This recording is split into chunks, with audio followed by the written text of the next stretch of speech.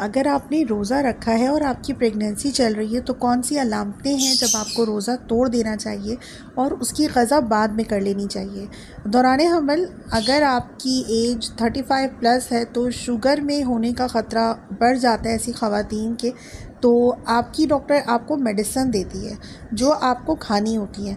तो अगर आप रोज़ा रख रही हैं तो ये चीज़ डॉक्टर से डिस्कस कर लें, वो आपकी जो दवाएं हैं उसका प्रॉपर डोज़ मुतय्यन करेगी, जिसके बाद आप रोज़ा रख सकती हैं।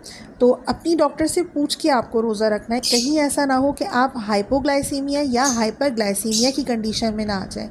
हाइपरग्लाइसीमिया इसलिए नहीं हो सकता कि वो ज़्यादा खाने से होता है, जब आप कार्बोहाइड्रेट का इंटेक ज़्यादा करती हैं, और जब आप रोज़ा रखती हैं तो आपको हाइपोग्लाइसेमिक जो शॉक होता है उसमें जाने के चांसेस होते हैं। तो हाइपोग्लाइसीमिया की जो सिम्टम्स हैं वो क्या हैं, वो आज की इस वीडियो में मैं आपको बताना चाहूँगी कि अगर आप ये देखें तो आप रोज़ा अफ्तार कर लें।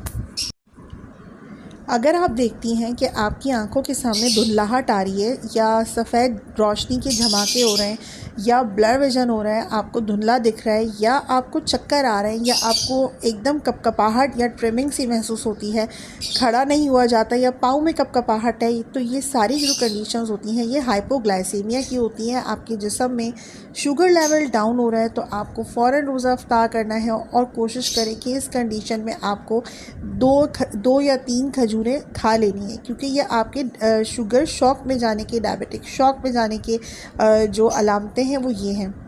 तो इस वक्त आपको कुछ मीठा खाना है, अपनी डॉक्टर से कंसल्ट करना है। जो मेडिसिन है वो आपको अनटिल और अनलेस जब तक नहीं खानी जब तक आपकी डॉक्टर ना बताए, क्योंकि ये हाइपोग्लाइसीमिया में अगर आप इंसुलिन की मेडिसिन खा लेंगी तो वो मज़ीद आपकी शुगर डाउन कर देगी।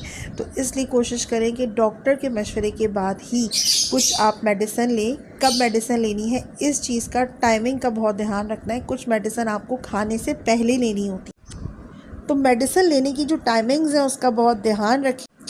ये याद रखिए कि रमज़ान नेक्स्ट आ जाएंगे, आप रोज़ा रख लेंगी, कोई ज़रूरी नहीं है कि आप दौरान हमल रोज़ा ही रखें।